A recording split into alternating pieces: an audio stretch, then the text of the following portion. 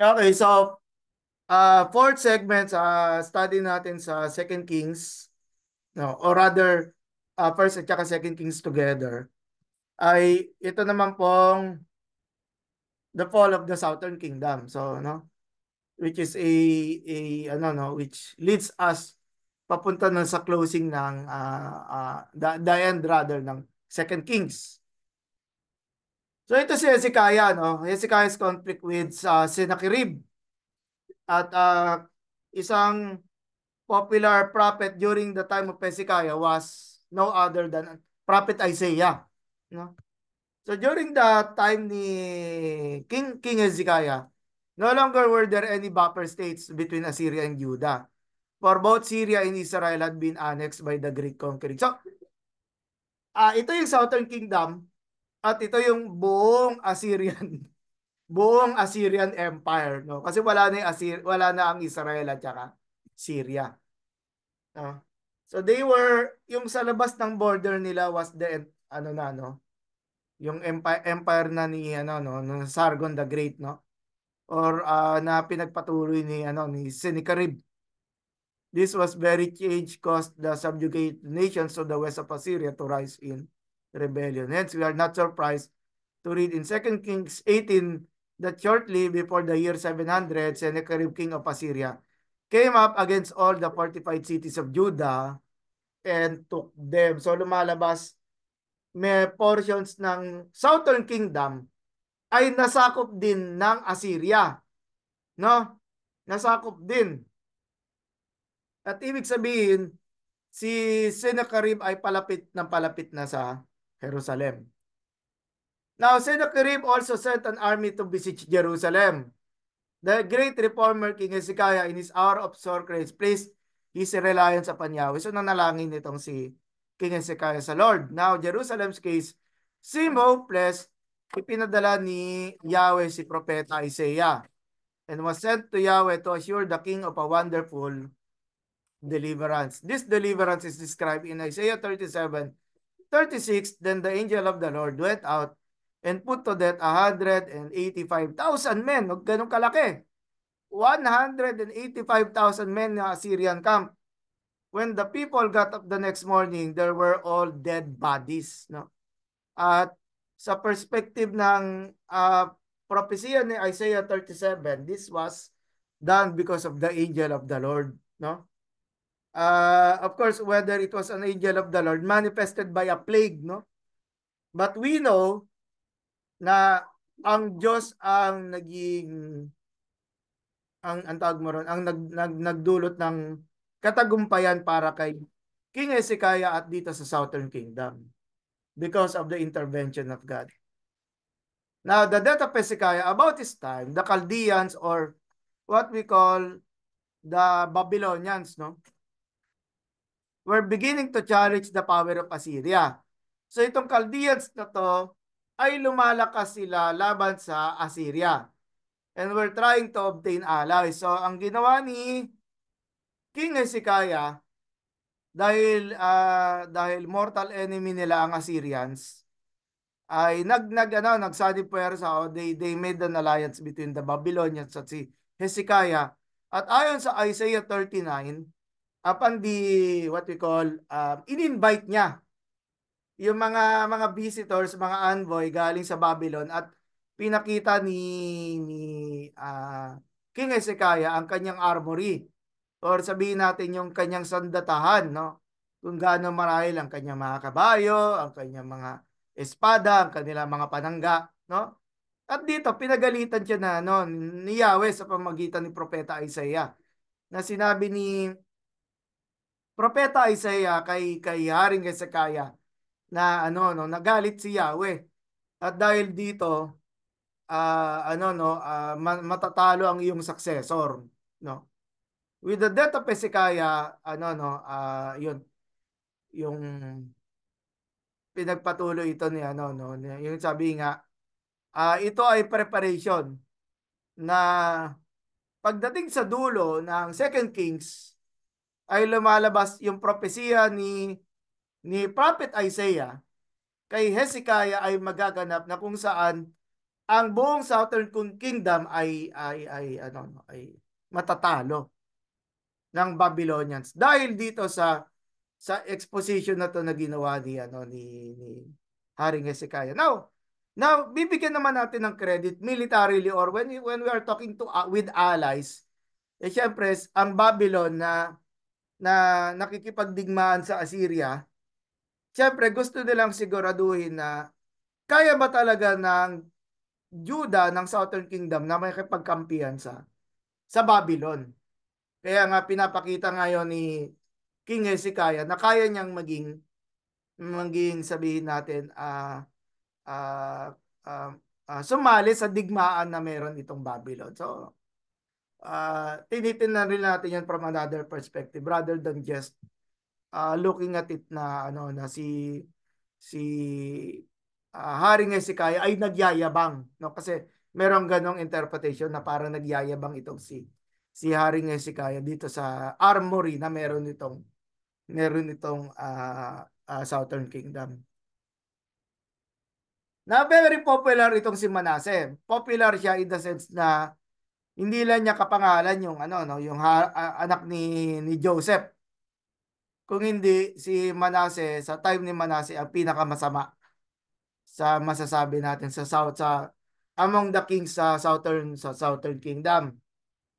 At bakit natin binibigyan ito ng attention? Kasi lumalabas ang kaharian ni Manasseh based do sa perspective ng Deuteronomist ang naging dahilan kaya natalo ang Southern Kingdom. Okay? Si Manasseh para masasabihin natin, sino kaya sa mga hari sa Southern Kingdom meron talagang kasalanan? So, most likely si Manasseh ang naging dahilan para dito sa tuluyang pagkabagsak ng Southern Kingdom. So, let's talk about him. He had the longest do sa Davidic lineage. At meron pang hindi nasasabi dito. So, lumalabas, traditionally, si Manasseh daw ang nagpapatay kay Prophet Isaiah. Okay? Traditionally. At yun, including a decade of co-regency. Manasseh reigned 55 years. Apparently, he was made king ito sa mga years na to, at the age of 12, when he became a son of the law, or what we call, trainee siya ni young trainee siya ni King Hezekiah. But he probably had little opportunity to assert himself. Nung namatay si King Hezekiah, doon na lumaganap yung yung kasamaan nito. Pinakita ni King Manasseh yung kung gaano siya kasama, no? Sabi sa Chronicle, hindi binanggit sa Chronicles, binanggit yung kanyang idolatry daw, no? Kagaya raw nung sa North Kingdom yung kay King Ahab, inintroduce niya yung Asherah idol at divine prophecy upon Judah, no? And Manasseh siya shedding of innocent blood. Ayun nga yung yung kanyang kasamaan na ginawa. Whereas in the king's narrative, Manasseh burned his son, no? Isang anak ni Manasseh ay sinunog. Ayon sa Chronicle, maraming anak na lalaki ang sinunog nito ni Manasseh at ginawa niya ito bilang kabahagi ng pagsamba doon sa Diyos-Diyosan, no? Very gross, no? Judah remained a vassal state during the reign of Manasseh, which was contemporary with Esarhaddon at saka si Assurbanipal, under which the Assyrian Empire reached the peak of its power. Manasseh was forced to reintroduce foreign cults in the temple of worship and to pay tribute, magbayad na naman ng malaking halaga, kagaya ng ginawa ni Menahem sa Northern Kingdom, na Menahem, King of Israel, ganun din, nagbayad din ng malaking sum of money itong si Manasseh. As Assyrian text names him among the kings who sent Cedar. So sa Assyrian text, or again yung mga history ng mga pagan nations, sinabi raw nagbayad daw ng malaking halaga itong si Manasseh, King of Judah, or Manasseh, son of Hezekiah, sa Northern Kingdom. At again, sorry, sa Assyrian Empire na again na nagiging cause na naman ng kahirapan at consequences ng ginawa ni Manase na yung kanyang unfaithfulness sa kay Yahweh. The glorious reformation instituted by the devout King Hezekiah binaliktad nito ni Manase. During the long reign of Hezekiah's son, Manasseh's images were set up all over the land. Pati nga doon sa temple ni Yahweh na ginawa ni Solomon ay meron din mga Diyos-Diyosan. So those who refuse to follow, yung ayaw mga sumunod sa kanya, pinapapatay niya. So kung sa Maccabees, sa kapanahunan ng yung nga sa Maccabees, before the time ni Jesus after the Greek Empire, no? After the Greek Empire ay nagkaroon na ng mga ganitong yung pinipilit para sumamba. Kung hindi ka sumamba sa Diyos-Diyosan, ikaw ay papatayin, no? At ito yung yung sabi ni Propeta Jeremiah, and I will cause them to be tossed to and fro among all the kingdoms of the earth because of si Manasseh, son of Hezekiah, king of Judah, for what which he did in Jerusalem. So anong sinasabi dito ng Propeta Jeremiah? Yung exile at yung pagkabagsak ng Southern Kingdom na matagal na pinaghirapan rather ng mga ng family ni David at napunta lang sa wala sa time ni Manasseh. During the reign of this wicked king, Assyria reached the zenith of its power, both politically and religiously. Judah was being dominated by this foreign empire. Hindi sila tuluyang sinakop kung hindi nagbabayad sila ng malaking buwis, no? To the believing remnant of a nation thus enslaved the prophet Nahum announced the all of Nineveh and the coming of the glorious era. Though Manasseh repented, sinasabi dito na sa kanyang old age itong si Manasseh ay nagsisi sa kanyang mga kasalanan, pero it's too late na. Sobrang lalim na ng kanyang kasalanan na ginawa. Parang ang hirap na ma-reverse yung consequences ng kanyang ginawa at may propesya laban sa Southern Kingdom. Yung kanyang anak ni si Amon ay rin, isang naging masamang hari at inassassinate niya na sarili niyang mga tauhan at ipinalit dito si Josiah. Accordingly, here begins a new era. So puntahan natin, pag-aralan natin si Haring Josiah. Josiah saw the Assyrian Empire expire and Egypt, after a long period of impotence, begin to recover some of its former greatness. So umina ang Assyrian Empire pero lumalakas ang Egypt, which is alam naman natin yung mapa ng Egypt, no? Sa southwest portion. At lumakas ang Egypt, nakipagdigmaan si King Josiah kay Pharaoh Necho, natalo si Josiah. The Bible gives two accounts of this, 2 Kings 22 at saka 2 Chronicles 34 to 35, differing in the order and description events, and being generally agreed that Chronicles is the more reliable, more accurate.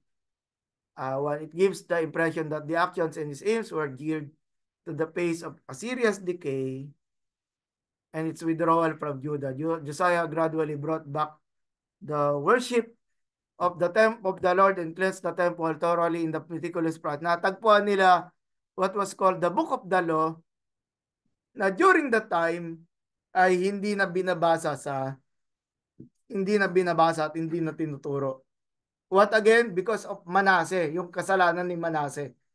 Kaya tuloy na itabi, natago at hindi nila malaman nasaan. Nung naglinis-linis, nung nagkaroon ng inventory sa temple, nakita nila yung Book of the Law at nung binasa ito, nagsisi ng malaki, ang tawag mo ron, natakot si Haring Josiah at sinabi niya na tayo ay pinaparusahan ni Yahweh dahil sa hindi natin pagsunod dito sa Book of the Law na pinapaniwalaan ay isang version ng Deuteronomy.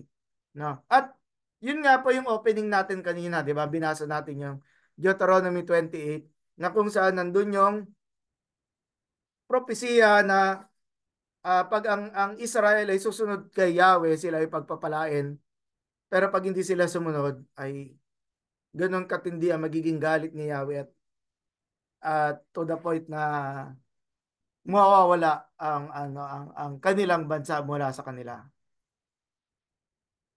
Ngayon ito si Joachim. Josiah attempted to draw Jerusalem to its barons, all who love Yahweh, whether they were living in Judah or in the territory of the former kingdom. Kasi si Josiah ay dahil nga nanghina ang Assyrian Empire, merong na-recover si Josiah, King of Judah, doon sa mga parts doon sa na dating sakop ng Northern Kingdom.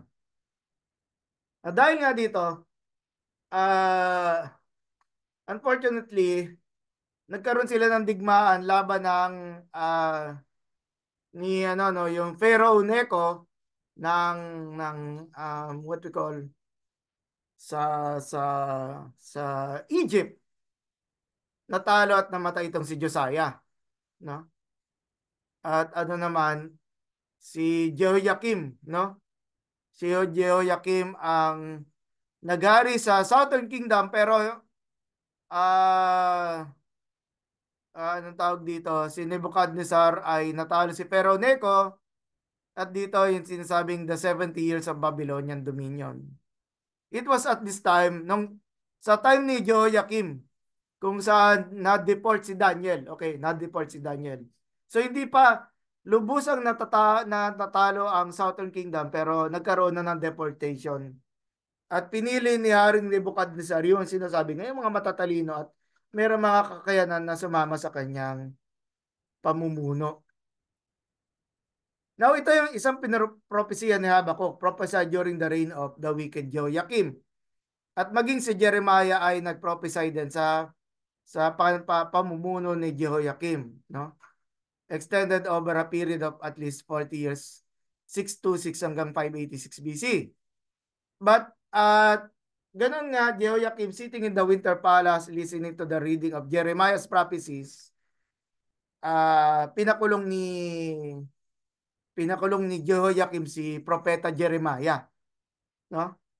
At ayun, this curse was furthered when the king, placing the reliance upon Egypt, made an attempt to shake off the Babylonian. Nagrebelde si Jehoiakim, pero after a reign of only 3 months, si Jehoiakim, the young son of Jehoiakim, was deported to Babylon, and then a godly number of nobles, priests, craftsmen were also carried away. Ito naman sa time na to, sa panahon ni Propetang Ezekiel.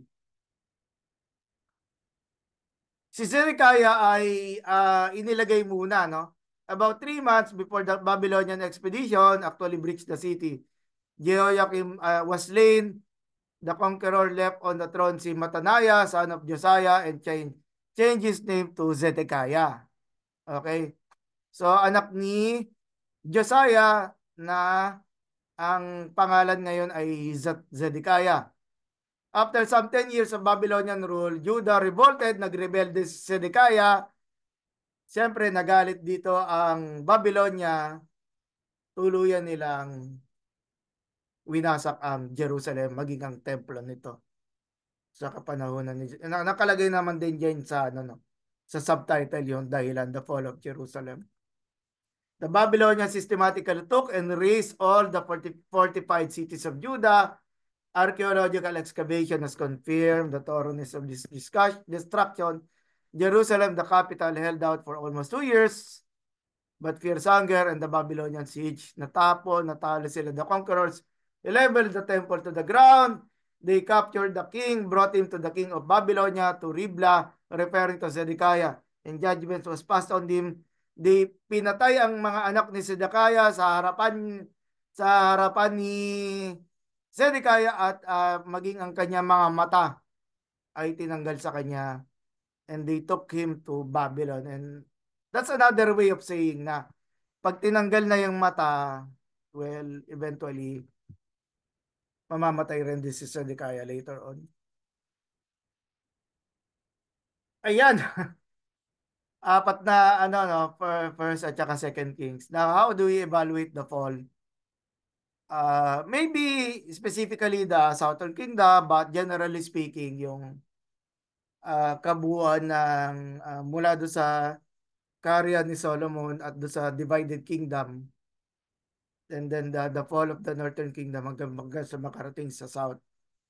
By noticing these quite visible connections at the beginning and of the end, it is clear that First and Second Kings are not simply reported generations of the monarchy, but a forceful interpretation and a vigorous argument, nothing less than a philosophy of history or pagbibigay ng evaluation na mali ang ginawa ng iyong mga hari, parurusahan kayo ni Yahweh. At ganon din ang nangyari sa Southern Kingdom. And again, nakita nyo, through the prophet Jeremiah, yung malaking portion ng kasalanan or sa pagkabagsak ng Jerusalem at ng Southern Kingdom is because of Manasseh na anak ni Hezekiah. Now, the final paragraph of 2 Kings 25:27-30 is a curious notation. Sabi dito, 37th year of exile is 586 BC, and that became the date for notes dating of the whole of the literature. Scholars are not agreed on the importance of the meaning of this curious paragraph. It may be a mere historical note, except that we know by now that this historian is never concerned for the mere historical notes.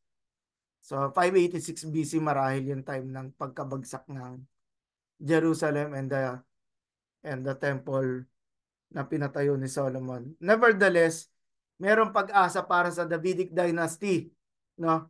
Doon kay Jehoiakim.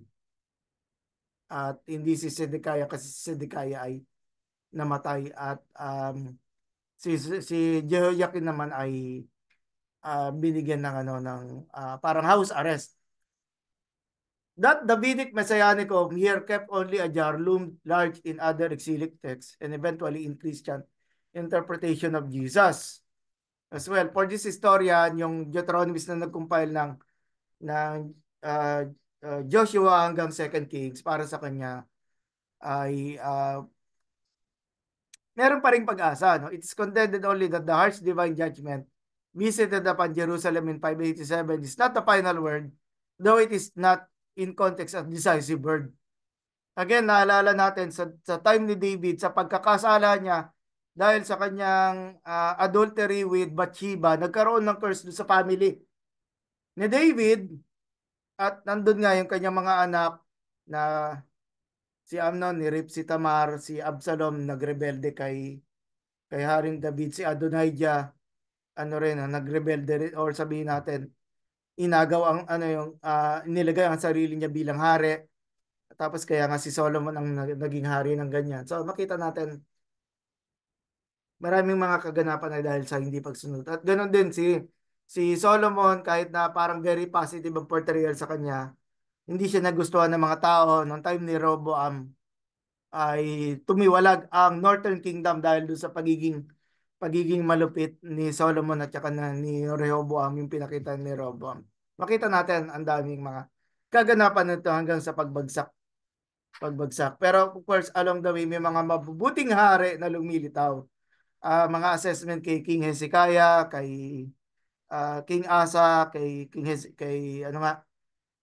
Josiah, at maging kay kay um bato yung yung sa time ni um high priest na si Jehoiada, nilabas yung anak niya.